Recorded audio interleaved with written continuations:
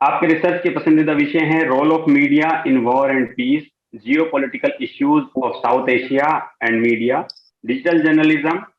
Critical pedagogy and media studies. Hindi और English के साथ साथ आप उर्दू और मराठी भाषा के भी जानकार हैं। आपने सलमान खुर्शीद की किताब ट्रिपल तलाक एग्जामाइनिंग फेथ का भी अनुवाद किया है। ये किताब ऑक्सफोर्ड यूनिवर्सिटी प्रेस नई दिल्ली से प्रकाशित हुई है। सर, आपका आज के इस लाइव लेक्चर में स्वागत है। वैसे तो सर आपका पीएचडी का विषय ही इतना इंटरेस्टिंग है कि आपने इंडिया और पाकिस्तान के मीडिया का शांति किस तरह से स्थापित हो, इसको लेकर आपने स्टडी की अपने पीएचडी में। वो अपने आप में एक अलग से ही रिसर्च का विषय है और उस पर भी कभी डिबेट किया जा सकता है। लेकिन आज का जो हमारा विषय है जिस पर कि हमारे इंटर्न्स आपको सुनना चाहते हैं, वो है marginalised on media, representation in space in alternative media. Welcome sir. Now thank you, शुक्रिया रहीम भाई और जस्ट मीडिया इनिशिएटिव के साथियों, खासतौर से काशिफ फराज साहब और मसीहुद्दीन अंसारी साहब का बहुत बहुत शुक्रिया कि आपने मुझे यहाँ बुलाया, बोलने का मौका दिया। हम अपनी बात शुरू करेंगे यहाँ से कि जो मार्जिनलाइजेशन की प्रक्रिया है उस प्रक्रिया को हम कैसे समझते हैं, ये बहुत इंपॉर्टेंट चीज हो जाती है कि हम हाशियाकरण या मार्जिनलाइजेशन अंग्रेजी में जिसे कहते हैं उसको हम एक तरीके से समझें कैसे, है ना। बुनियादी सवाल यही होता है कि हम उसको समझें कैसे। तो मार्जिनलाइजेशन की प्रक्रिया को आमतौर पे 3 हिस्सों में बांटा गया है, और या 3 हिस्सों में आमतौर पे विद्वान लोग इसको बांटते हैं। पहला है सामाजिक हाशियाकरण, और दूसरा है राजनीतिक हाशियाकरण, और तीसरा है आर्थिक, सामाजिक, आर्थिक और राजनीतिक हाशियाकरण। 3 हाशियाकरण की बात होती है। तो हाशियाकरण से मतलब ये है कि देखिए, इस पृथ्वी पर आप सभी जानते हैं कि धरती पर संसाधन हमारे सीमित हैं, लेकिन वो एक तरीके से सीमित संसाधनों में जब उसका बंटवारा हो, अगर न्यायपूर्ण तरीके से बंटवारा हो, तो आप देखेंगे कि प्रकृति में हमें सारी चीजें ऐसी हैं कि जिसका उपयोग सब लोग कर सकते हैं, लेकिन उन संसाधनों पे कुछ खास तरह की पहरेदारियां हैं।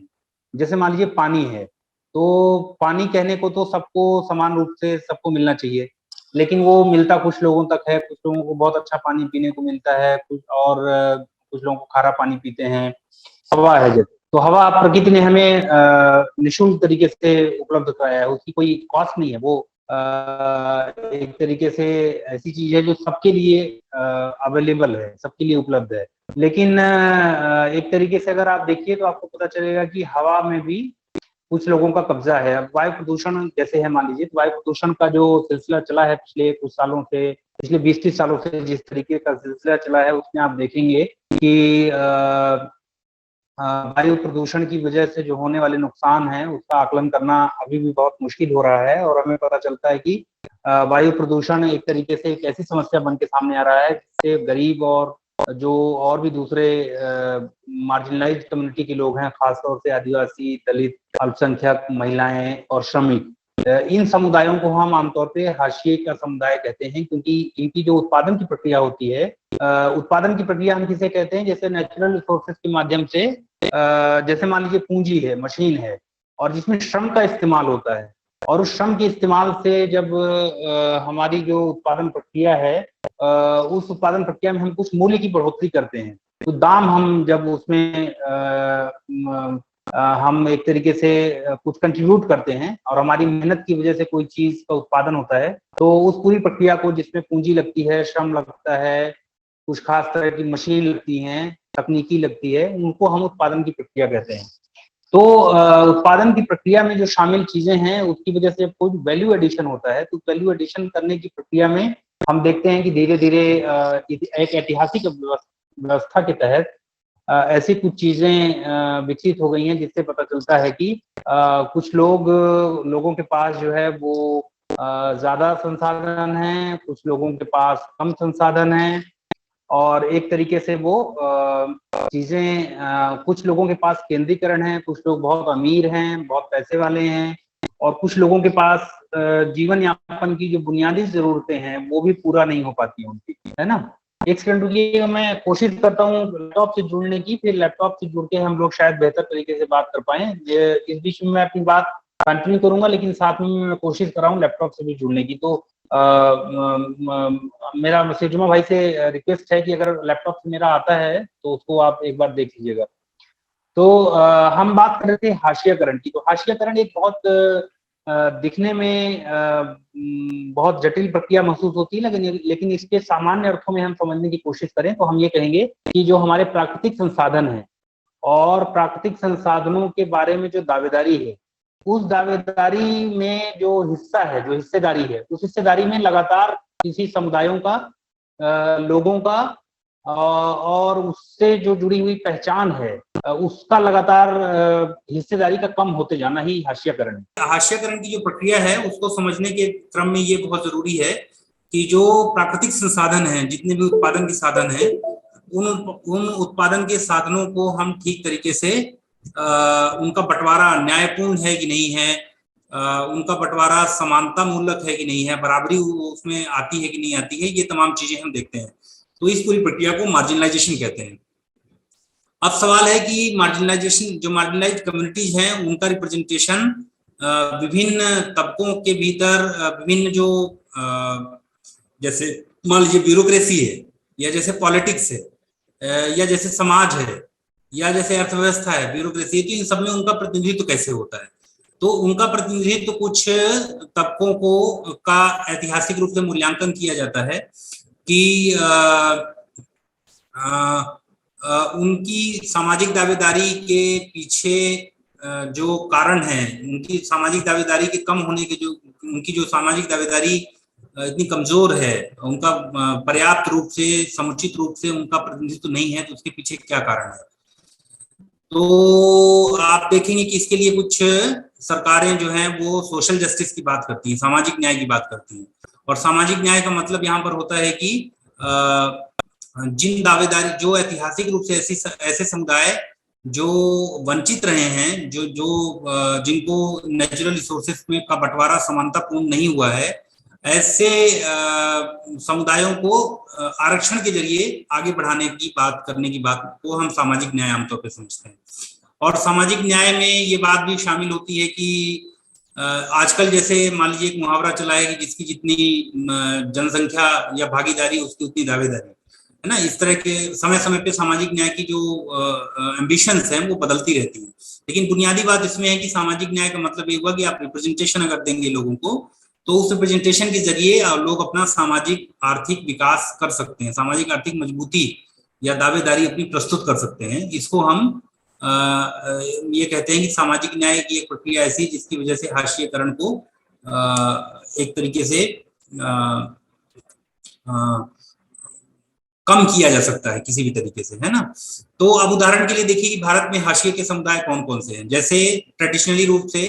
अगर हम धार्मिक संरचना में देखें तो हमको पता चलेगा कि अल्पसंख्यक और बहुसंख्यक का एक बंटवारा है, जिसमें से मुस्लिम्स और क्रिश्चियंस, ये जो दो समुदाय हैं, या बौद्ध, ये बुद्ध धर्म को मानने वाले जो न्यायी हैं, उनको भी आप ये कह सकते हैं कि काफी हद तक ये देखने में मिलता है कि वो एक तरीके से हाशिए पे रहे हैं। अगर जातिगत आधार पे देखेंगे या जो डोमिनेंट कास्ट या जो दूसरी कास्ट हैं उनके नजरिए, उनके पॉइंट ऑफ व्यू से अगर देखें तो आपको पता चलेगा कि जो दलित जातियां हैं वो आमतौर पर वंचित जातियां हैं, उनके पास जमीन नहीं है, उत्पादन के साधन जैसे नहीं है, जैसे, है ना। तो जैसे जमीन नहीं है उनके पास फैक्ट्री ऑनरशिप नहीं है, उनके पास मीडिया नहीं है, ब्यूरोक्रेसी में उनका रिप्रेजेंटेशन उस तरह का नहीं है जिस तरीके से दूसरी जातियों का है। या इसी तरीके से भारत में आदिवासी समुदाय जो है उनकी भी दावेदारी के बारे में ये कहा जा सकता है, क्योंकि आदिवासी समुदाय का जो कंसंट्रेशन है, जो एक केंद्रीकरण है, वो एक तरीके से जंगल और पहाड़ और नदियां, इन जो जल जंगल जमीन की बात है उसमें उनका उस प्राकृतिक जो के बहुत करीब है, प्रकृति के बहुत करीब है आदिवासी समुदाय, और आमतौर पर जंगलों और पहाड़ों में उनका निवास स्थान है। क्योंकि सभ्यता के पैमाने से, अगर सभ्यता के विकास क्रम में देखें तो आपको पता चलेगा कि आदिवासी जो मूल निवासी थे और जो विभिन्न आक्रमणकारी जातियां आई, तो उन आक्रमणकारी जातियों ने आदिवासियों को पीछे धकेलते धकेलते वो बिल्कुल ऐसी जगह पे धकेल दिया जहां से उनका एक तरीके से वो जंगलों में जाकर के वो फिर अपना ठिकाना बनाने को मजबूर हुए एक तरीके से। तो देखेंगे आप, तो जो दलित हैं, आदिवासी हैं, अल्पसंख्यक हैं और महिलाओं की इसमें एक बड़ी भूमिका है। जो विभिन्न समुदाय की जो महिलाएं हैं वो दोहरे तरह की वंचना का शिकार हैं। वो इसलिए क्योंकि एक तरफ तो उनके ऊपर जो अर्थव्यवस्था है, उस अर्थव्यवस्था में उनके पास एक तो गरीब वंचित होने की वजह से महिलाएं जो है वो दोहरे वंचना का शिकार है। मतलब एक तरीके से जो वंचित जातियां हैं उनकी अपनी एक आर्थिक सामाजिक स्थिति है जिसकी वजह से वो शिकार है, और दूसरा महिला होने की वजह से भी वो एक खास तरह की जो समाज में उनकी जो स्थिति है वो स्थिति एक तरीके से दोयम दर्जे की है। तो हाशिएकरण की प्रक्रिया में जब हम देखते हैं तो हमें पता चलता है कि ये प्रक्रिया एक तरीके से ऐतिहासिक रूप से उन सारे लोगों को समाज में प्राकृतिक जो संसाधन है उन प्राकृतिक संसाधनों पे जो हिस्सेदारी की लड़ाई है, जो एक तरीके से भागीदारी की लड़ाई, तो ये एक हाशियाकरण है। अब इसमें मीडिया का रिप्रेजेंटेशन की बात अब हम देखते हैं तो हमको पता चलता है आमतौर पे कि जो दलित हैं, आदिवासी हैं या मुस्लिम्स हैं, अल्पसंख्यक हैं, उनकी जो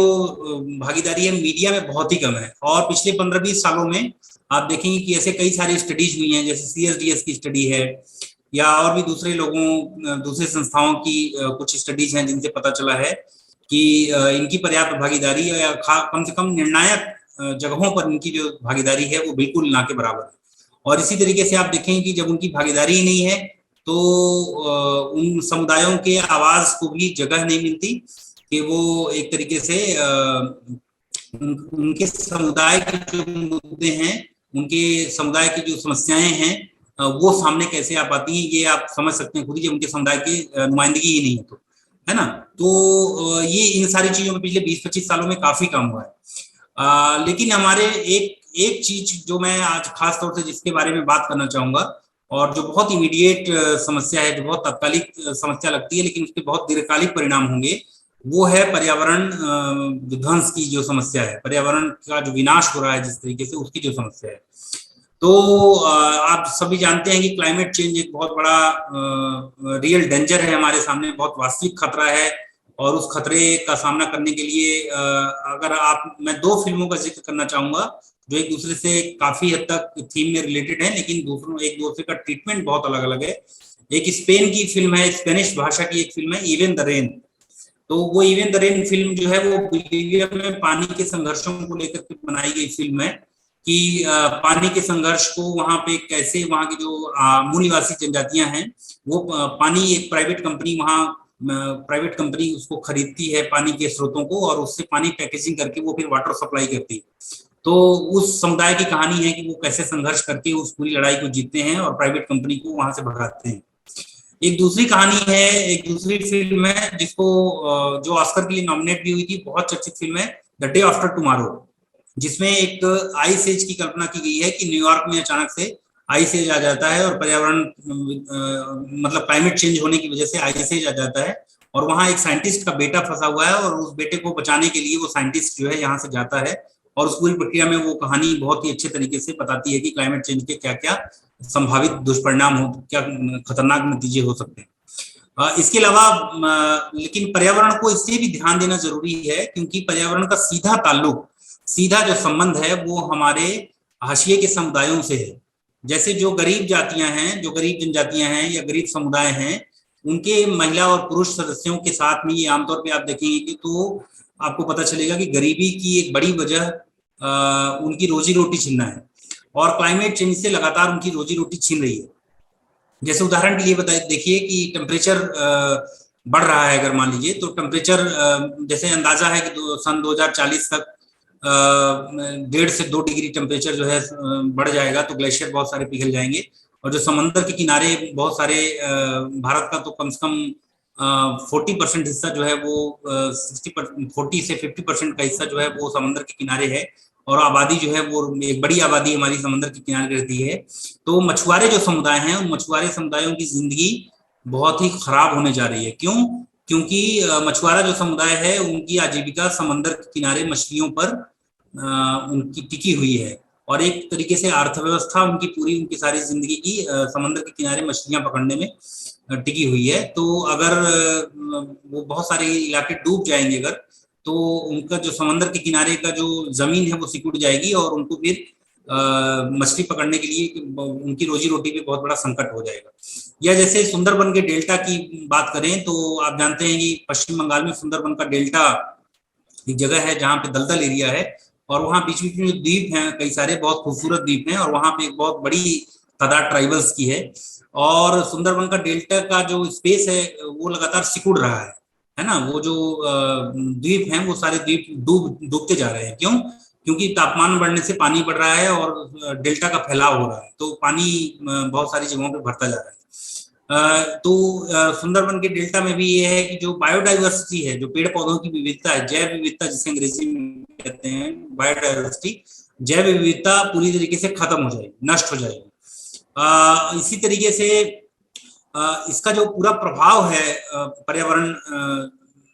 विनाश का, पर्यावरण की बर्बादी का या जलवायु परिवर्तन का, वो समुदायों पे किस तरीके से होता है आप इसका अंदाजा इससे भी लगा सकते हैं कि अमेरिका में जब कैटरीना नाम का तूफान आया था तो उसमें जो सबसे ज्यादा पीड़ित तबका था वो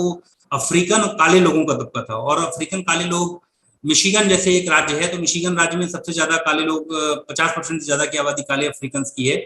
और एक तरीके से वो अफ्रीकन काले लोग जो हैं वो रिहेबिलिटेशन में भी उनके साथ भेदभाव किया गया, और सबसे ज्यादा मार भी उनके ऊपर पड़ी। कलर्ड पीपल जिनको बोलते हैं ना,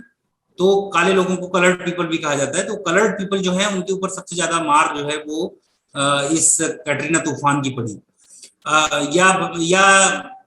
एक अभी फिलीपींस जैसे एक जगह है, तो इसके पीछे कारण क्या है? सवाल यह है कि पर्यावरण जो बदलाव आ रहा है उसके पीछे कारण क्या है? तो एक सबसे बड़ा कारण है कार्बन उत्सर्जन का। कार्बन उत्सर्जन में भी दुनिया भर में अलग अलग तरह की के भेदभाव हमें देखने को मिलते हैं। उदाहरण के लिए मैं एक डाटा आपको मैं बताता हूं कि नॉर्थ अमेरिका में दुनिया की पॉपुलेशन का 5% हिस्सा रहता है उत्तरी अमेरिका में, लेकिन ये जो उत्तरी अमेरिका के देश हैं ये 18% पोल्यूशन क्रिएट करते हैं CO2 के जरिए, CO2 इमिशन के जरिए, है ना। तो बहुत ज्यादा डिस्पैरिटी है, बहुत ज्यादा भेदभाव है कि कौन कितना उपयोग कर रहा है प्राकृतिक संसाधनों का, और उसका उत्सर्जन कितना कर रहा है, कौन कितनी गंदगी फैला रहा है। आप ये समझ लीजिए, मोटा मोटी अगर सरल शब्दों में कहें तो आप ये कह सकते हैं कि गंदगी कौन सबसे ज्यादा फैला रहा है, कौन से देश जिम्मेदार है। तो जो अमीर देश हैं वो दुनिया की 86% जो पोल्यूशन है वो दुनिया के 50% से ज्यादा अमीर देश जो है वो फैला रहे हैं, और जो गरीब देश हैं वो बहुत कम कार्बन उत्सर्जन कर रहे हैं, लेकिन उनको सबसे ज्यादा खामियाजा भुगतना पड़ रहा है, क्योंकि समंदर के किनारे साउथ ग्लोबल का जो पूरा इलाका है, आप देखिए दक्षिणी गोलार्ध का पूरा जो इलाका है वो आमतौर पे दुनिया की 50% से ज्यादा आबादी साउथ अफ्रीका और लैटिन अमेरिका और इंडिया, साउथ एशिया, इन सारे देशों में रहती है। तो उन देशों के जो जनसंख्या है उसको जलवायु परिवर्तन की सबसे ज्यादा मार झेलनी पड़ेगी। तो मेरा ये पॉइंट है कि जैसे जो हाशियाकरण है, जो मार्जिनलाइजेशन है, इस मार्जिनलाइजेशन के पीछे जो पर्यावरण विध्वंस होगा तो उसका सबसे ज्यादा खामियाजा उन्हीं गरीब लोगों पर, उन्हीं कमजोर तबकों पर, उन्हीं अल्पसंख्यक समुदायों पर, महिलाओं पर और श्रमिक तबकों पर पड़ेगा, जिसकी वजह से इसको तुरंत रोका जाना जरूरी है। लेकिन अब हम सवाल,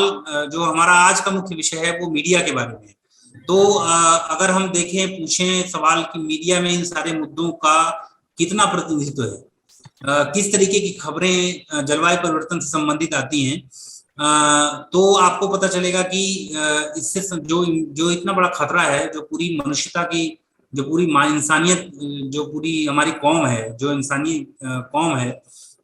मानव जाति जिसको हम कहते हैं, मानव जाति एक तरीके से का एक बहुत बड़ा खतरा, उसके पूरे एग्जिस्टेंस पे खतरा है ये। लेकिन इसके बारे में किस तरह का रिप्रेजेंटेशन मीडिया में होता है, अगर आप इसका थोड़ा सा आकलन करें तो आपको पता चलेगा कि मेन स्ट्रीम मीडिया में बिल्कुल नहीं होता। बहुत कम ऐसे मौके आते हैं, जैसे आज जो है मैं देख रहा था कि कोलकाता एडिशन में भारत के एक बहुत मशहूर लेखक हैं अमिताभ घोष, जिनकी दो प्रमुख किताबें मैं आप लोगों को रिकमेंड करना चाहूंगा। एक किताब है उनकी पर्यावरण पे नॉन फिक्शन किताब है द ग्रेट डिरेंजमेंट, जो जलवायु परिवर्तन और उसके प्रभावों के विश्लेषण करती है। और दूसरा उनका एक नॉवेल है जो सुंदरबन की डेल्टा पर ही लिखा गया है और बहुत चर्चित नॉवेल है, वो द गन आइसलैंड के नाम से है, बंदूक द्वीप करके उसका हिंदी में अनुवाद हुआ है। तो ये दो किताबें अमिताभ घोष की आप पढ़िएगा। तो अमिताभ घोष का एक इंटरव्यू टाइम्स ऑफ इंडिया में छपा है और उन्होंने उसमें कहा है कि कोलकाता को तैयार होना पड़ेगा कि अगले 3-4 सालों में 5 सालों में, क्योंकि पूरी लैंड जो है वो एक तरीके से वो पानी में के भीतर डूब जाए, तो ये सोचना पड़ेगा कि हमारे पास रिहेबिलिटेशन की पॉलिसीज क्या है। अगर जिसको बोलते हैं ना कि विस्थापन के बाद एक तरीके से होता है कि रिहेबिलिटेशन जिसको बोलते हैं कि फिर से बसाना लोगों को, फिर से आबाद करना। तो अगर फिर से आबाद करने की तकनीकी या कोई प्लानिंग या कोई पॉलिसी हमारे पास नहीं है, तो हम देखेंगे कि बहुत सारे हमारे समुद्र के किनारे के शहर डूब जाएंगे और उसका बहुत बड़ा खामियाजा हमें भुगतना पड़ेगा। तो एक उदाहरण मैं दे रहा था कि फिलीपींस एक देश है, आप सब लोग जानते होंगे। तो फिलीपींस 2019 में फिलीपींस का जो मानवाधिकार आयोग है उसने जो 47 यानी 47 जो मेजर कार्बन जनरेट करने वाली कंपनीज हैं, कॉर्पोरेट कंपनीज हैं, उनके खिलाफ एक मुकदमा चलाने की पेशकश की अपनी सरकार से कि इनके ऊपर मुकदमा चलाया जाए। क्यों? क्योंकि आप देखेंगे कि फिलीपींस जो देश है वहां पर आप देखेंगे कि तकरीबन फूड शॉर्टेज हो गया है बहुत ज्यादा, एक तरीके से लाइवलीहुड लॉस हो गया है। वो इस वजह से कि दुनिया की केवल 0.3% आबादी, 0.3% कार्बन एमिशन जो है वो फिलीपींस करता है। दुनिया की आबादी का 1.8% जो आबादी है वो फिलीपींस में रहती है। तो 1.8% जो दुनिया भर की आबादी का एक रेशियो है उसमें केवल वो इमिशन कितना करते हैं, 0.3%, लेकिन उनको खामियाजा कितना भुगतना पड़ेगा, 90% खामियाजा भुगतना पड़ेगा। ठीक है, तो ये जो डिस्पैरिटी की हम बात कर रहे हैं ना, कि एक तरीके से जो अमीर लोग हैं वो ज्यादा गंदगी फैला रहे हैं, वो ज्यादा पोल्यूशन कर रहे हैं, लेकिन जलवायु परिवर्तन के लिए कोशिश जो की जानी चाहिए वो अपेक्षा की जा रही है कि गरीब लोगों को उसका ज्यादा वो अपने पोल्यूशन को कंट्रोल करे। तो ये एक तरीके से अन्याय की जो पूरी पॉलिसी है वो एक तरीके से क्लाइमेट चेंज और एनवायरनमेंट में भी हमको देखने को मिलती है। तो अब सवाल वो मीडिया के रिप्रेजेंटेशन का है। तो ऐसी 2 वेबसाइट्स का मैं जिक्र करना चाहूंगा जो हिंदी में बहुत अच्छा काम कर रही हैं पर्यावरण के लिए और जिनकी रिपोर्ट्स को आप लोगों को देखना चाहिए, क्योंकि वो पर्यावरण डेडिकेटेड वेबसाइट हैं। जैसे एक है मोंगाबे हिंदी करके, ये ग्लोबल एक वेबसाइट है मोंगाबे जो पर्यावरण पर ही आधारित काम करती है। तो मोंगाबे, और दूसरी है डाउन टू अर्थ और मोंगाबे, ये जो 2 वेबसाइट्स हैं वो पर्यावरण के लिए, सस्टेनेबल डेवलपमेंट गोल के लिए,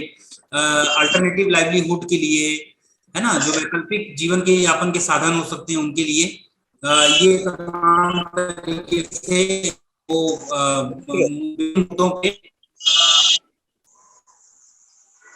मुद्दों पे वो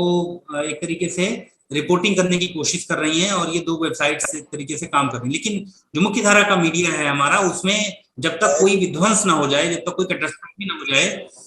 तब तक आप देखेंगे कि वो कैटास्ट्रॉफी एक तरीके से कैटास्ट्रॉफी जब तक नहीं हो जाए तब तक कोई ध्यान देने की बात नहीं करता है आमतौर पर मीडिया में। जो मुख्यधारा का मीडिया है हमारा, तथाकथित मुख्यधारा का मीडिया भी नहीं कहना चाहिए, क्योंकि आजकल सोशल मीडिया और डिजिटल मीडिया के आने के बाद एक स्ट्रॉन्ग प्रेजेंस मार्जिनलाइज्ड कम्युनिटी की बनी है। जैसे दलितों या बहुजन मीडिया की बात करें तो मूक नायक है या शूद्रा है, नेशनल दस्तक है, अम्बेडकर नामा है, फेसबुक वगैरह पे सैकड़ों लोग ऐसे हैं जो बहुजन या दलित मुद्दों की तरफ ध्यान दे रहे हैं। उसी तरीके से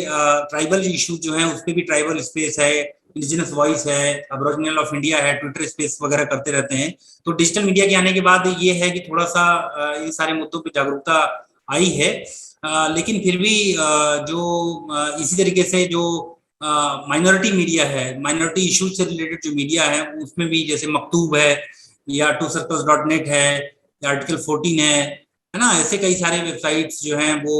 जनमानस राजस्थान, एक हमारे राजस्थान में हमारे दोस्त लोग निकालते हैं, वो बहुत अच्छे इस तरह का काम कर रहे हैं, या क्लेरियन इंडिया है, तो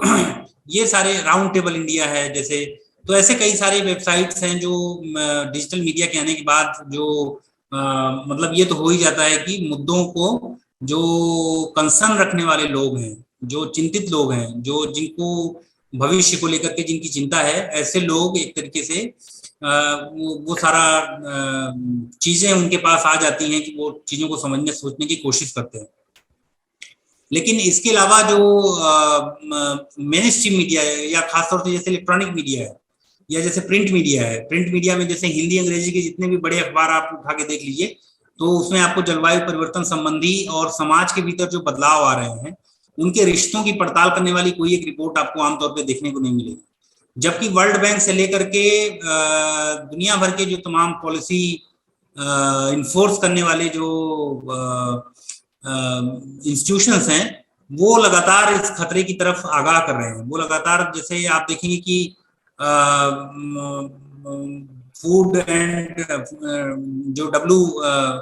वर्ल्ड फूड ऑर्गेनाइजेशन है, उसने भी एक तरीके से फूड के शॉर्टेज की कमी की तरफ इशारा किया है। या कार्बन उत्सर्जन को के मामले में लेकर के कई बार ये कहा है कि हमारी जो पेट्रो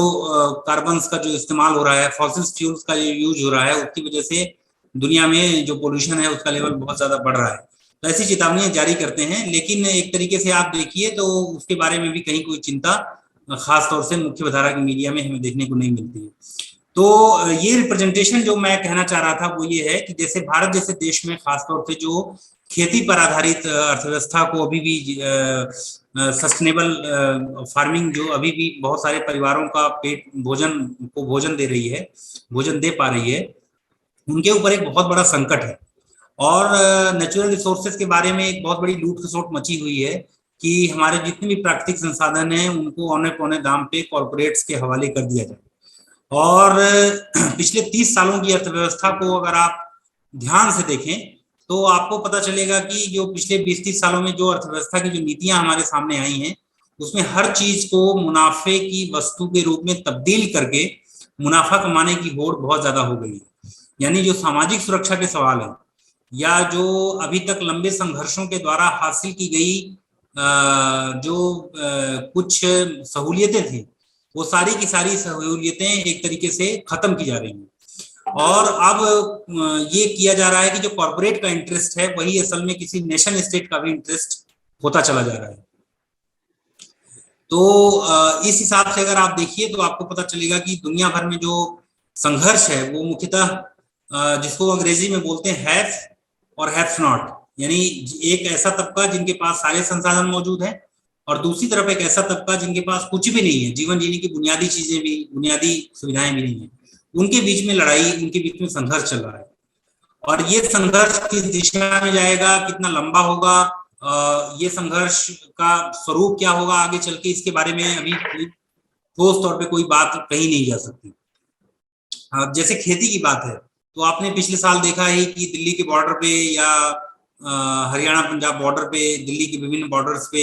आपको देखने को मिला कि किसान आंदोलन ने बहुत जबरदस्त तरीके से प्रतिरोध किया। वो इसीलिए किया क्योंकि किसानों को अब ये चीज समझ में आ जाने लगी है कि उनकी जमीन को औने पौने दाम पे तो बेचा ही जाएगा कॉर्पोरेट के मुनाफे के लिए, लेकिन उसके साथ में उनके जो जीवन जीने के बुनियादी अधिकार है उस पर भी हमला होगा। इसीलिए कई सारे किसान नेता आजकल देखिए जल जंगल जमीन और पर्यावरण बचाने की बात कर रहे हैं। अभी हाल ही में मैं राकेश टिकैत का एक ट्वीट देख रहा था जिसमें उन्होंने कहा है जल जंगल जमीन और पर्यावरण बचाने की बात। तो पर्यावरण बचाने की जो मांग है, पर्यावरण बचाने की जो लड़ाई है, वो असल में जो दूसरी तरह की लड़ाइयां चल रही हैं जितनी भी समाज में, उसका एक बहुत अनिवार्य हिस्सा है। अगर पर्यावरण की लड़ाई को पीछे छोड़ दिया जाएगा या बैक सीट पे डाल दिया जाएगा तो आप देखेंगे कि एक बहुत बड़ा विनाश हमारे सामने खड़ा है और हम उसके प्रति आंखें मूंद लेने जैसा बर्ताव कर रहे हैं, है ना।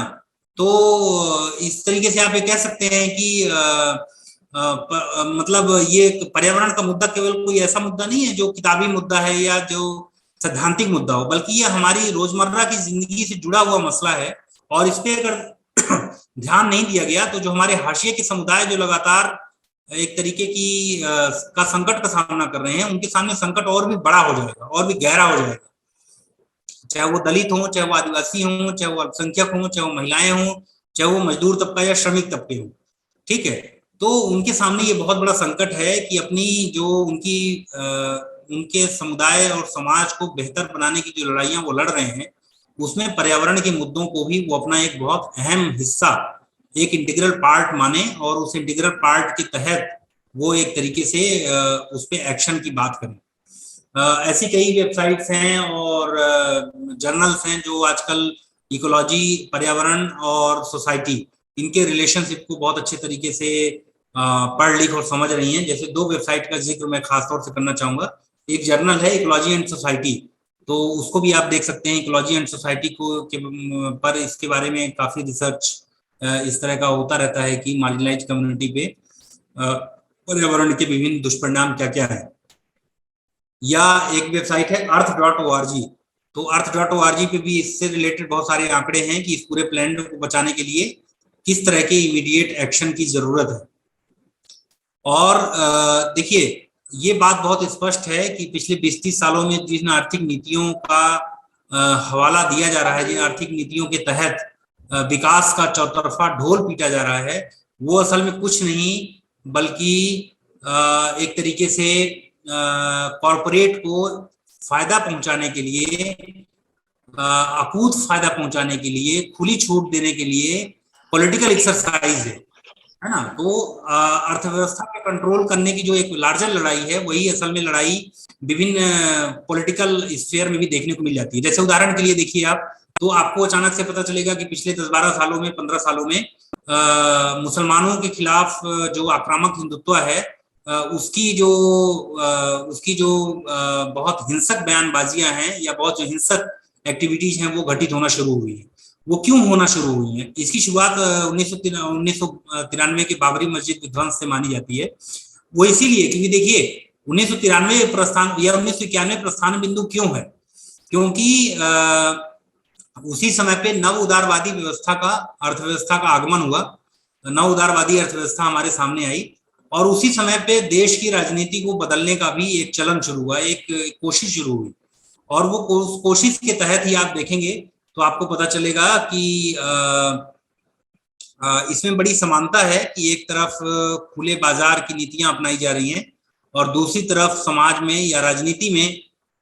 फासिस्ट जो ताकतें हैं, जो सांप्रदायिक ताकतें हैं, उन सांप्रदायिक ताकतों को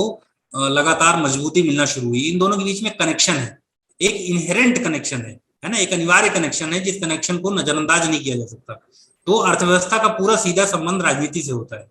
और राजनीति को अगर आपको समझना है तो आपको आपके जो आर्थिक कारण है, उन आर्थिक कारणों की ठीक तरीके से पड़ताल करनी पड़ेगी। और वो यही आर्थिक कारण मुझे समझ में आते हैं कि जब नव उदारवादी अर्थव्यवस्था को ऐसी नीतियां बनाई जानी चाहिए थी, जो जब सारी चीजों का प्राइवेटाइज किया जाना था, तो उस प्राइवेटाइजेशन की प्रक्रिया में ही जो फांसीवादी या सांप्रदायिक जो ताकतें हैं, वो सांप्रदायिक ताकतों को एक तरीके से बल मिला और उन बल मिलने के साथ में वो लगातार दिनों दिन मजबूत होती गई। और अब आप देख ही रहे हैं कि वो सत्ता में इस तरीके से काबिज हैं कि उनको लगता है कि देश में जो भी व्यक्ति, संस्थान या समुदाय उनसे असहमत हैं, वो असल में उनका विरोधी ही नहीं बल्कि देश का भी विरोधी है। वो ये बोलने लगे हैं कि देश विरोधी है ना। तो इस तरह की का नैरेटिव जो है वो पूरे राजनीति में, पूरे समाज में घोला जा रहा है और पूरे समाज में एक खास जहर, एक खास तरह की सांप्रदायिक भावना, एक खास तरह का बैर भाव फैलाया जा रहा है, जिससे कि जो अल्पसंख्यक बहुसंख्यक हैं या जो मार्जिनलाइज्ड कम्युनिटी हैं और जो हैव्स और हैव्स नॉट्स के बीच की लड़ाई है, वो और ज्यादा वल्गर हो सके, और ज्यादा खराब हो सके, और ज्यादा उसको एक तरीके से मतलब विकृत हो सके, है ना। तो इस तरह की कोशिश जो है लगातार राजनीति के क्षेत्र में भी हो रही है। तो अगर आपको राजनीति को समझना है तो आपको अर्थव्यवस्था को समझना पड़ेगा। अगर अर्थव्यवस्था आप समझेंगे तो फिर संस्कृति की भी बात आएगी, कल्चर की भी बात आएगी। जो कल्चरल जो जिस तरीके की एक्सरसाइजिंग पिछले कई सालों से देखने को आपको मिल रही है, उसका भी एक हिस्सा, उसका भी एक सिरा, उसका भी एक सूत्र कहीं ना कहीं हमको राजनीति में और अर्थव्यवस्था में उसकी जड़ें हमें खोजने पे मिल जाती हैं। तो ये कुछ मुद्दे थे जिन पे मुझे अपनी बात करनी थी। लेकिन मैं अंत में अपनी बात को कंक्लूड करूंगा ऐसे कि बहुत सारे ऐसे इश्यूज हैं जो जिनको लेकर के मीडिया में एक अल्टरनेटिव स्पेस बन रहा है, एक वैकल्पिक स्पेस बन रहा है, बल्कि वैकल्पिक मैं कहूंगा कि वो मुख्य धारा का ही, लेकिन वो बहुत कम स्पेस है ना, बहुत कम स्पेस है जिसको लेकर के एक तरीके से बात की जा रही है। हालांकि ये एक बहुत इंपॉर्टेंट चीज है कि मीडिया, डिजिटल मीडिया के आने के बाद, फेसबुक, ट्विटर या दूसरे जो डिजिटल पोर्टल्स हैं उनके आने के बाद जो ऐसी देखिए आप कि किसान आंदोलन के समय ट्विटर के कैंपेन ने कितना सारा मदद किया। ग्रेटा थनबर्ग और रिहाना का आपने नाम सुना होगा, दिशा रवि एक जो भारत की पर्यावरण एक्टिविस्ट थी, उसने भी किसान आंदोलन का समर्थन किया तो उसको जेल जाना पड़ा। तो ऐसे बहुत सारी आवाजें निकल के सामने आ रही हैं जो विभिन्न तरह की जो समाज में, राजनीति में, अर्थव्यवस्था में लड़ाइयां चल रही हैं, वो उन लड़ाइयों को एक तरीके से आपस में जोड़ रहे हैं और उस जोड़ने के साथ में एक अपने अस्तित्व को बचाने की लड़ाई लड़ रहे हैं। तो इसी के साथ हम क्वेश्चन ले लेते हैं, कुछ रहीम भाई का कहना है तो आप लोग क्वेश्चन, उसके बाद हम लोग फिर और बात करेंगे। बहुत शुक्रिया सर, काफी इंफॉर्मेटिव सेशन था आपका। उम्मीद है कि कई सारे सवाल चल रहे होंगे जो भी पार्टिसिपेंट्स हैं उनके दिलो दिमागों में। तो आप अपने सवाल, जो भी पार्टिसिपेंट्स हैं हमारे, अपने सवाल चैट में बॉक्स में भी पूछ सकते हैं और अनम्यूट करके भी सवाल पूछ सकते हैं अगर किसी का कोई सवाल हो तो। जब तक और कोई सवाल आते हैं सर, मैं एक सवाल मैं ही पूछना चाह रहा था आपसे कि रिप्रेजेंटेशन की जब हम बात करते हैं मीडिया रिप्रेजेंटेशन में, तो आपने कहा भी कि कुछ रिपोर्ट्स इस तरह की आई, तो दो तरह के रिप्रेजेंटेशन उसमें मीडिया में। एक तो रिप्रेजेंटेशन लाइक जॉब, कि कितने लोग हैं जो मीडिया में जॉब कर रहे हैं मार्जिनलाइज तबके से, इस तरह की रिपोर्ट्स आई हैं कि दलित का रिप्रेजेंटेशन कितना है, मुस्लिम्स का कितना है, क्या है। और दूसरा रिप्रेजेंटेशन है कि मीडिया इन तबके के लोगों का किस तरह से रिप्रेजेंट कर रहा है, मीडिया में स्पेस दे रहा है या नहीं दे रहा है। एक रिप्रेजेंटेशन है जॉब के,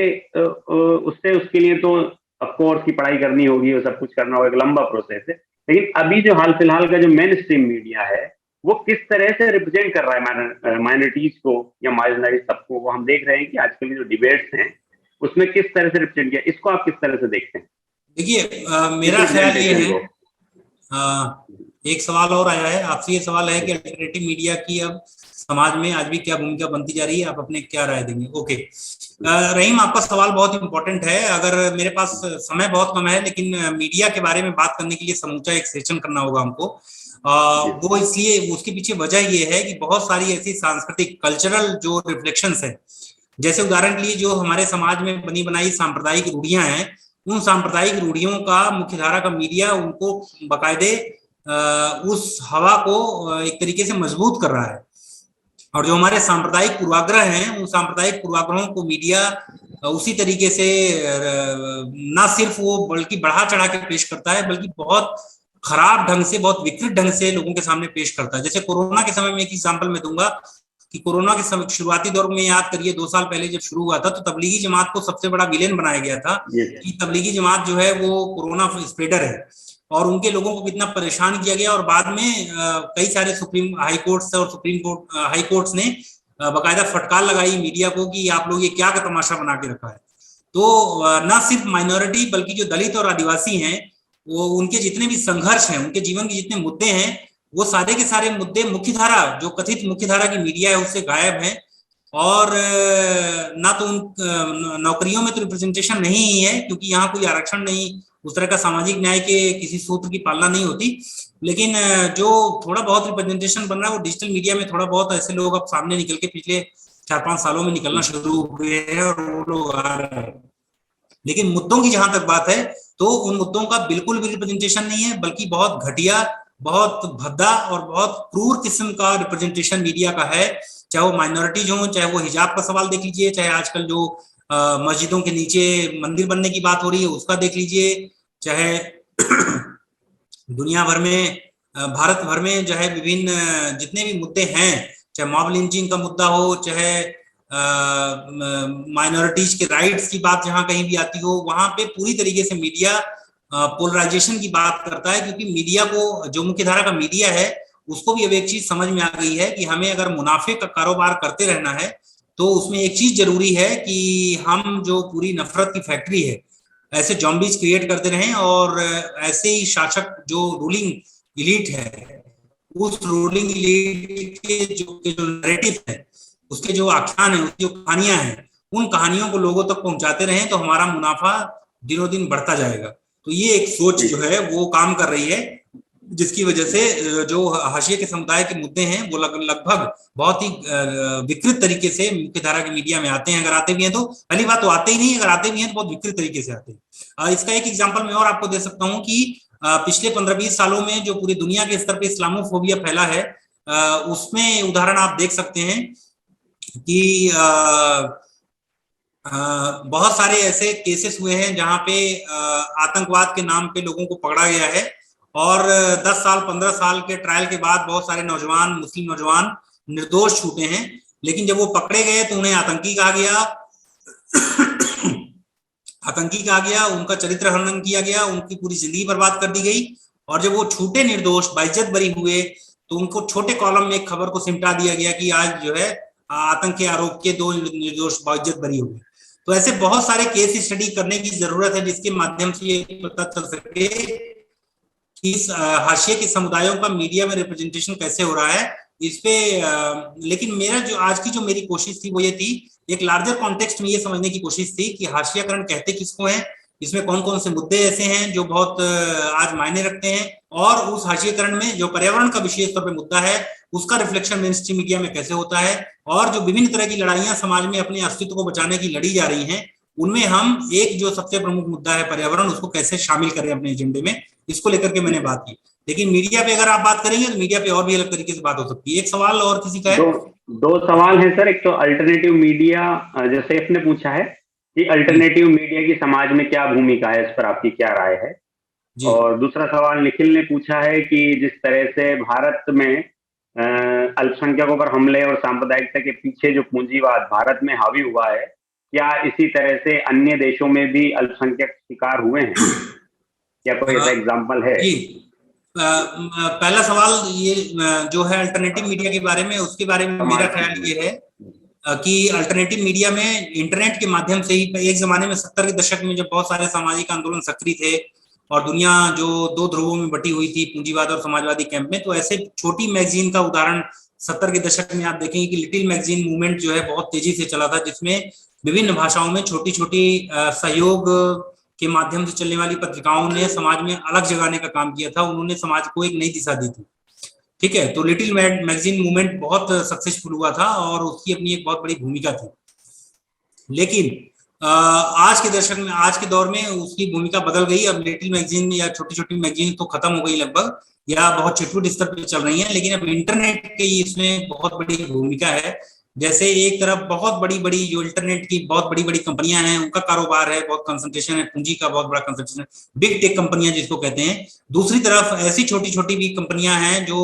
इस बिग टेक कंपनियों के खिलाफ स्ट्रगल कर रही हैं और इंटरनेट फ्रीडम की बात कर रही हैं।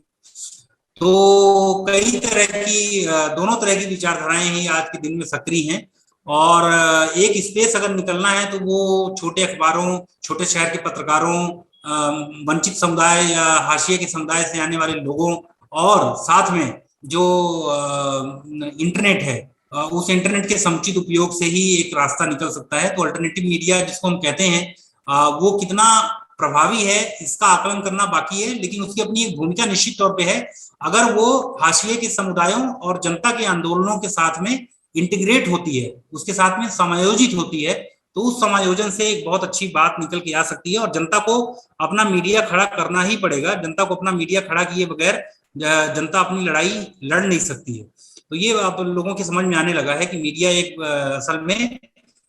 जो लार्जर पॉलिटिकल आइडियोलॉजिकल जो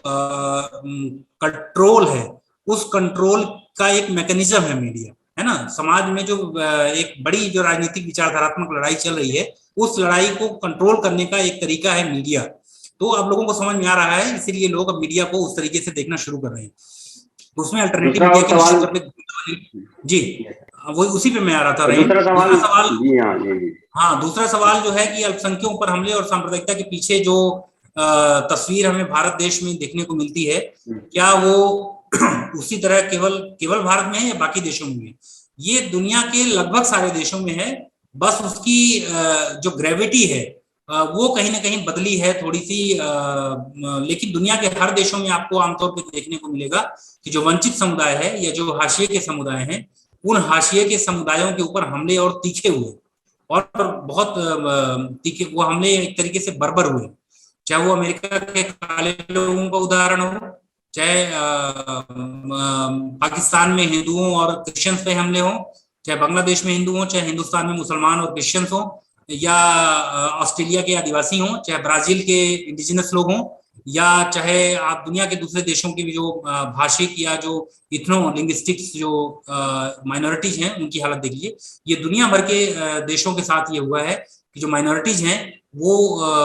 हमले का सामना कर रहे हैं, और जिसमें एक शरणार्थी समस्या को अगर आप जोड़ दीजिए तो तस्वीर और साफ हो जाती है कि यूरोपियन देशों का जो ट्रीटमेंट शरणार्थियों के प्रति रहा है उसकी मिसाल आपको देखने को मिलेगी। माइग्रेंट्स जितने भी गए हैं वो उससे आपको अंदाजा लग जाएगा कि पूरी दुनिया में लगभग कमोबेश यही स्थिति है। हेलो डॉक्टर अनिल, तो मुझे पूछना था कि जैसे आपने कहा कि बिग टेक कंपनीज काफी बड़ा रोल प्ले करती हैं पॉलिटिकल मूव्स डिसाइड करने में, तो जैसे कि हम जानते हैं कि ज्यादातर जो सोशल मीडिया स्पेस है वो भी इन बिग टेक कंपनीज के हैं, और हमारे जो ऑल्टरनेटिव मीडिया स्पेसेस हैं they are coming up on the social media platform.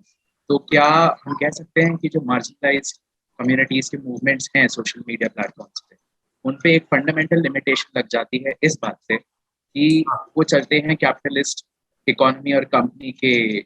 Limitations पे, तो जो एल्गोरिदम वगैरह है और इंफॉर्मेशन का स्प्रेड है वो आसानी से रोका जा सकता है जहां तक कभी भी इन कंपनीज या इन कॉर्पोरेट्स के इंटरेस्ट की बात आती है। एग्जैक्टली बिल्कुल सही बात है, आपने बिल्कुल सही बात कही। हाँ, और कोई आगे आप आगे भी कुछ कहना चाह रहे हैं शिवांश? हाँ जी, तो मैं पूछना चाहता था कि क्या इसका मतलब है कि हमें वापस जो ऑफलाइन मीडिया है उसको रिकवर करना पड़ेगा मार्जिनलाइज कम्युनिटीज के लिए, और शायद इसलिए मेन स्ट्रीम मीडिया पे ही हमें फाइनली आना पड़ेगा, न्यूज़पेपर्स या टीवी चैनल्स। तो वो लड़ाई कैसे लड़ी जाए कि मेन स्ट्रीम मीडिया को रिक्लेम किया जाए मार्जिनलाइज कम्युनिटीज के लिए?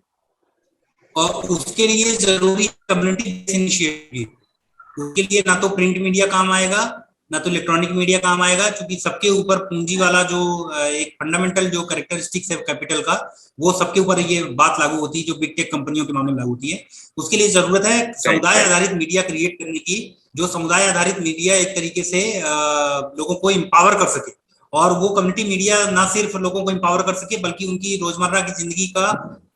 को एक तरीके से जो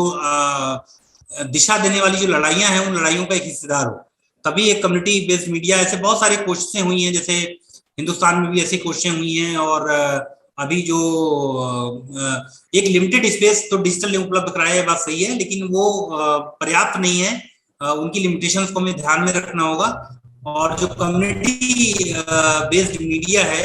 जो एक लार्जर पिक्चर मैंने बताई कि जो एक बड़ी लड़ाई है वो है मुख्यतः अर्थव्यवस्था के स्वरूप को निर्धारित करने की, जिसमें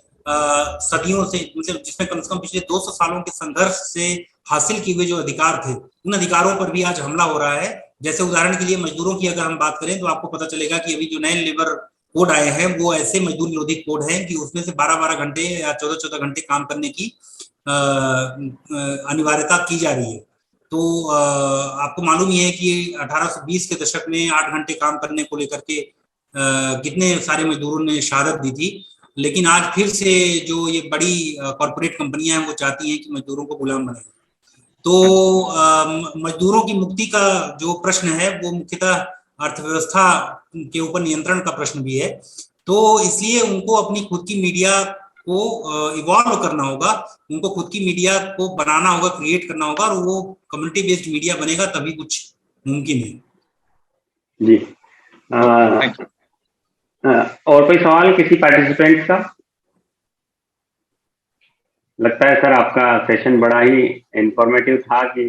सारे सवालों के जवाब मिल गए। आखिरी सवाल मैं खुद ही पूछना चाह रहा हूँ, उसके बाद हम इस सेशन को एंड करेंगे। कि हम रिप्रेजेंटेशन की हम बात कर रहे हैं, तो मेन स्ट्रीम मीडिया में हम देखते हैं कि जो अगर हम फॉर एग्जांपल हम बात करें माइनॉरिटी से, तो माइनॉरिटी जुड़े हुए जो मुद्दे हैं, सपोज करिए हिजाब का मुद्दा है या मंदिर मस्जिद का मुद्दा है, या कोई और इसी तरह का धर्मांतरण का मुद्दा है, उस पर तो माइनॉरिटी के किसी रिप्रेजेंटेटिव को बुलाया जाता है, उसके लिए भी एक खास वेशभूषा वाला, कोई दाढ़ी टोपी वाला मौलाना टाइप, इसी उसी को ही रिप्रेजेंटेशन के लिए बुलाया जाएगा। लेकिन जो मेन स्ट्रीम के या जो आम लोगों से जुड़े हुए मुद्दे हैं, सपोज करिए इकोनॉमिक्स से जुड़ी बात अगर करनी है, कभी अगर एजुकेशन पर बात करनी है, हेल्थ इश्यूज पर बात करनी है, तो उन इश्यूज पर बात करने के लिए इन मार्जिनलाइज तबके के लोगों को क्यों नहीं बुलाया जाता मेन स्ट्रीम मीडिया? नहीं, इसमें एक ये सवाल चीज, तो ये, हाँ हाँ हाँ, ठीक है। क्या उस कम्युनिटी में क्या इस तरह के लोग नहीं है? नहीं ऑफ नहीं, कोर्स ऐसे मैं लोग हैं, आपसे यही लेकिन कहने जा रहा था, मैं यही गुजारिश कर रहा था रहीम भाई कि असल में हेल्थ का मुद्दा जो है या रोजगार का जो मुद्दा है या जो दूसरे और क्रूशियल इशू जो आपने गिनाए, ये मीडिया के एजेंडे में ही नहीं है। नहीं, लेकिन सर जब मीडिया की पिक्चर देखते हैं, एक पैनल जो होता है वहां पर देखा जाए तो खास सरनेम के लोग वहां पर बैठे हुए आपको मिलेंगे, सो कॉल्ड अपर कास्ट वही अगर मैं हम कह रहा था कहें, कि उस तरह के लोग वहां वो मिलेंगे। लेकिन वहां एग्जैक्टली, आपको कोई दलित नहीं मिलेगा, वहां आपको माइनॉरिटी से कोई नहीं मिलेगा, वहां इस तरह के लोग क्रिश्चियन आपको बड़ी मुश्किल से देखने को मिलेंगे। और एग्जैक्टली, एक सवाल तो यही है कि क्यों नहीं हो रहा है ऐसा, कि मीडिया इन लोगों को नहीं वही बुला मैं कह रहा रहा है, हूँ, ऐसे मीडिया मुद्दों पर बात इकोनॉमिक्स, करनी जो मीडिया की जो पॉलिटिकल इकोनॉमी है उसको हमको समझना बहुत जरूरी है। मीडिया का जो राजनीतिक अर्थशास्त्र है, उस राजनीतिक अर्थशास्त्र को समझने की जरूरत है कि जो ये बड़ा कॉर्पोरेट मीडिया है, ये कॉर्पोरेट मीडिया जिस निष्पक्षता का दावा करता है, जिस ऑब्जेक्टिविटी का दावा करता है, वो असल में बहुत ही बायस है। और डेमोक्रेसी का फोर्थ पिलर होने का दावा जो करता है, वो असल में, मैंने जो कहा कि जो लार्जर पॉलिटिकल आइडियोलॉजिकल जो स्ट्रगल है, उस पॉलिटिकल आइडियोलॉजिकल स्ट्रगल का एक पार्ट है केवल मीडिया। हमको ये समझना पड़ेगा, अगर हम इस कैरेक्टर को समझ लेंगे तब हम उससे शायद उम्मीद भी नहीं करेंगे और हम दूसरे विकल्पों की तरफ जाएंगे कि हमारी बात कैसे और दूसरी जगहों पे कही जा सकती है। क्योंकि मीडिया में अगर आप देखें वास्तव में, तो डेमोक्रेसी का जो रैंकिंग है, आप देखिए, इससे बड़ी विडंबना क्या हो सकती है कि हमारे देश में प्रेस फ्रीडम इंडेक्स लगातार नीचे गिर रहा है, ह्यूमन डेवलपमेंट इंडेक्स लगातार नीचे गिर रहा है, हैप्पीनेस इंडेक्स लगातार नीचे गिर रहा है, इकोनॉमी हमारी गर्त में जा रही है, महंगाई चरम पर है, पेट्रोल डीजल के दाम इतने बढ़ गए हैं, लेकिन मीडिया हमारे मुद्दों को, किन मुद्दों को choose and pick and choose कर रहा है जो उसके लिए बहुत आसान है, जिससे मुद्दों का पोलराइजेशन हो सके। तो ऐसे बहुत सारे जज्बाती इश्यूज को मीडिया लेकर के आता है हमारे सामने, और हमें उसके ट्रैप में फंसने की जरूरत ही नहीं है। ठीक है, लेकिन तो ये जी, जो एक स्पेस है सर, जो रिप्रेजेंटेशन की हम बात करेंगे, अगर मेन स्ट्रीम मीडिया रिप्रेजेंटेशन नहीं दे रहा है, एक स्पेस है, तो क्या उस स्पेस को या उस रिप्रेजेंटेशन को अल्टरनेट मीडिया दे रहा है? क्या वो उसको टक्कर दे सकता है? आज का हमारा टॉपिक डिजिटल यही में है। डिजिटल में एक वाइब्रेंट प्रेजेंस तो है, ये बिल्कुल सही बात है कि डिजिटल में तमाम कमियों के बावजूद एक वाइब्रेंट प्रेजेंस है, जिसमें फर्स्ट जनरेशन लर्नर जो हैं वो जर्नलिस्ट बन रहे हैं। ऐसे बहुत सारे लोग हैं, जैसे मैंने मूक नायक का एग्जांपल दिया, मीना कोतवाल जैसी जर्नलिस्ट हैं, या दूसरे और भी जर्नलिस्ट जिनका नाम लिया जा सकता है, बहुत सारे लोग हैं ऐसे जो ऐसे इश्यूज पे काम कर रहे हैं, जो लगातार जो अभी तक जो कथित मुख्य धारा का मीडिया था, जो ऑब्जेक्टिव मीडिया था, जो डेमोक्रेटिक डेमोक्रेसी का जो फोर्थ पिलर होने का दावा करने वाला मीडिया था, वो मीडिया उस तरीके की बात नहीं उठा पा रहा था। तो ऐसे बहुत सारे लोग डिजिटल मीडिया के थ्रू सामने आ रहे हैं, लेकिन ये सफिशिएंट नहीं है, ये नाकाफी है, ये पर्याप्त नहीं है, मेरा ये कहना है। पर्याप्त वो तब होगा जब वो कम्युनिटी के साथ में उसका जो स्ट्रगल है, उस स्ट्रगल को आप इंटीग्रेट करेंगे। जैसे मान लीजिए कि अगर कहीं के मछुआरे समुदाय अपनी आजीविका को बचाने के लिए संघर्ष कर रहे हैं और वो पर्यावरण बचाने की लड़ाई में एक हिस्सेदारी कर रहे हैं, तो आपको उनके बीच में जाकर के उनके सहयोग से उनके बीच से वो मीडिया निकाल के लाना पड़ेगा जो उनके मुद्दों को आवाज दे और एक तरीके से स्वर दे, तब शायद चीजें या तब शायद परिस्थितियां थोड़ी बदल सकें। चलिए, बहुत शुक्रिया सर, आपने काफी विस्तार से अपनी बात रखी और इस मुद्दे पर, और बहुत शुक्रिया आपने अल्टरनेट मीडिया में जनमानस का भी नाम लिया है, जनमानस राजस्थान का भी, उसके लिए भी आपका बहुत शुक्रिया। उम्मीद है आगे भी हम इसी तरह मिलते रहेंगे, इन्हीं इश्यूज पर, ये टॉपिक्स पर आगे भी बात करते रहेंगे। आज का जो आपका पूरा सेशन था, प्रेजेंटेशन था, उसमें आपने उत्पादन की प्रक्रिया के बारे में बताया, हाशिएकरण की आपने बात की, दावेदारी में हिस्सेदारी आपने बात की कि जिसकी जितनी संख्या भारी उसकी उतनी हिस्सेदारी, इस तरह की आपने बात की, सामाजिक न्याय की आपने बात की, और उसको पूरे विमर्श को आप पर्यावरण की एक बहुत बड़ी समस्या की तरफ आप लेकर गए। उम्मीद है हमारे जो भी पार्टिसिपेंट्स थे उनको आपका ये सेशन पसंद आया होगा, और और कोई सवाल हमारे बीच नहीं है, तो यही हम उम्मीद करते हैं कि बहुत अच्छे से समझ आया। बहुत बहुत शुक्रिया सर आपका भी। और जस्ट मीडिया इनिशिएटिव जो कि एक इस तरह का इनिशिएटिव ले रहा है, इस तरह की लेक्चर सीरीज जो जस्ट मीडिया इनिशिएटिव चलाई हुई है कि एक अल्टरनेटिव मीडिया को एक विमर्श के तौर पर खड़ा किया जाए कि किस तरह से जो मेन स्ट्रीम मीडिया जिन मुद्दों को छोड़ रहा है, जिन बातों पर मेन स्ट्रीम मीडिया बात नहीं कर रहा है, उन पर अल्टरनेटिव मीडिया में बात की जाए, जस्ट मीडिया इनिशिएटिव में बात की जाए। तो बहुत बहुत शुक्रिया।